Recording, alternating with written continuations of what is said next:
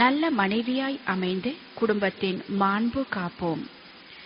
திருமணம் என்பது பல்வேறு எதிர்பார்ப்புகளுக்கு மத்தியில் இரு உயிர்கள் இணையும் ஆத்மார்த்த ரீதியான ஒரு புது உறவு பாலமாகும். தனது கணவனை பற்றி பெரும் எதிர்பார்ப்புகளுடன் மனைவி ஒன்றிணைகிறாள்.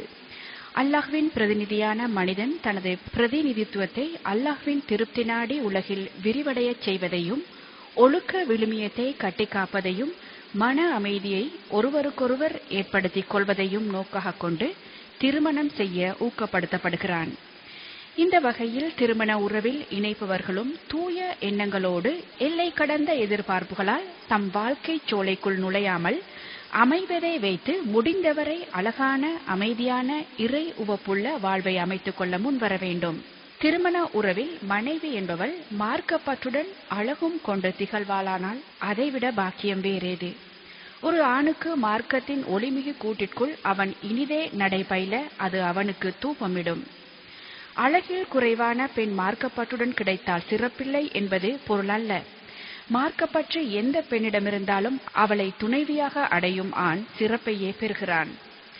மனைவி என்ற சிறந்த பாத்திரம் என்று பல்வேறு வழிமுறைகளால் தாக்கத்தால் சிதறுண்டு போயுள்ளதை நாம் அவதானித்து வருகிறோம்.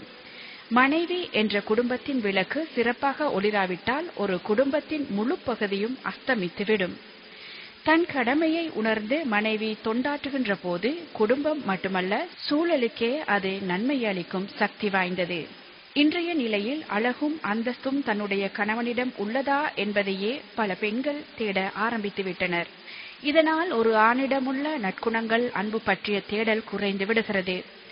குடும்பத்தை போதுமான வசதிகளுடன் அன்பாக நடத்தும் கணவன்மாரை பார்த்து, நீங்க என்னதான் செஞ்சு கிழிச்சிட்டீங்க, உங்களை கட்டிக்கிட்டு நான் பட்ட கஷ்டம் கொஞ்சம் நஞ்சமா?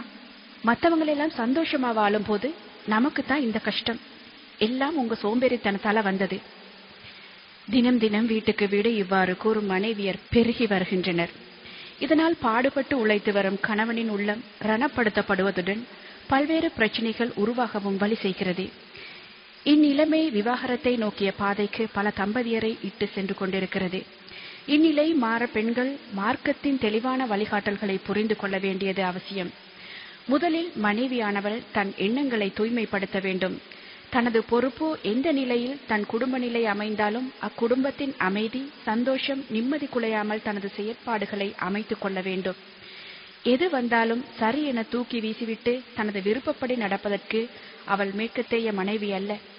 உத்தம வழிகாட்டலில் குடும்ப விளக்குகளாய் உதிர்த்த சஹாபாக்களின் வாழ்வில் பாடம் கற்ற இஸ்லாமிய மனைவி.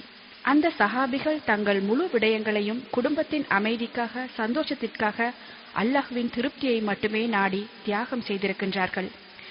ஆறுதலும் அன்பும் வழங்கி தன் கணவனை உயிரென மதித்து அல்லாஹ்வுக்காக வாழ்ந்தார்கள். தம் குழந்தைகளை இறை உவப்போடு வளர்க்க படாத கஷ்டங்கள் பட்டு பொறுமை காத்து இஸ்லாத்தின் தூண்களாக வீர பக்திமிகு பரம்பரைகளை உருவாக்கி காட்டினார்கள். தன் குழந்தை இறந்ததை கூட தன் கணவனின் அமைதி, நிம்மதி குலையக்கூடாது என்பதற்காக ஆறுதலாயும் அமைதியாயும் புத்தி சாதுரியமாகவும் கூறிய குலவிளக்குகள் நமக்கு படிப்பினையாக அமைந்திருக்கின்றனர். இவ்வாறு தானும் ஒரு மனையாளாய் அமைய வேண்டும் என்ற தூய எண்ணம் ஒவ்வொரு மனைவியிடமும் வர வேண்டும். தூய எண்ணம் எவ்வளவு அவசியமோ அதே அளவு நாவினால் வெளியாகும் வார்த்தையும் சுத்தமாக இருக்க வேண்டும். தற்போதைய பெண்கள் பலர் எதையும் சிந்திப்பதில்லை, மனதில் தோன்றுவதை பேசிவிடுவார்கள். இதனால் கணவன், பிள்ளைகள், உறவினர்கள் ரணங்களுக்கு உட்படுகின்றனர் என்பதை ஏனோ இப்பேதையர் உணர்வதில்லை. வேகமாய் வரும் அம்பின் தாக்கத்தை விட வார்த்தைகள் அதிக தாக்கம் ஏற்படுத்துபவை. அவற்றை இலகுவில் அழிக்க முடியாது.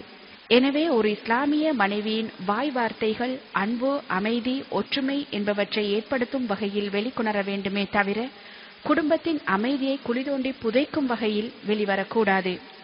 மனைவியின் சத்தம் நன்றி கெட்ட வார்த்தைகளால் ஓங்கி நீதிமன்றம் வரை சென்று விவாகரத்தை பெற்று வரும் குடும்பங்களை நாம் அன்றாடம் பார்க்கின்றோம்.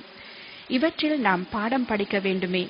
கணவன், பிள்ளைகளின் தவறான செயற்பாடுகளை குத்தி காட்டுவதும் பிறரிடம் கூறுவதும் இன்று மனைவி என்ற தாய்க்கு பழகிப்போன பழக்கம். தவறின்றி மனிதனில்லை, மனித தவறுகள் மாற வல்லவை. மாறும் வகையான குடும்பச் சூழலை அமைத்து குறைகளை மறந்து நிறைகளை போற்றி தன் குடும்பத்தாரின் செயல்களை சீர்படுத்துவதே சிறப்பு. தவிர அதை குத்தி காட்டுவது இழி செயலாகும்.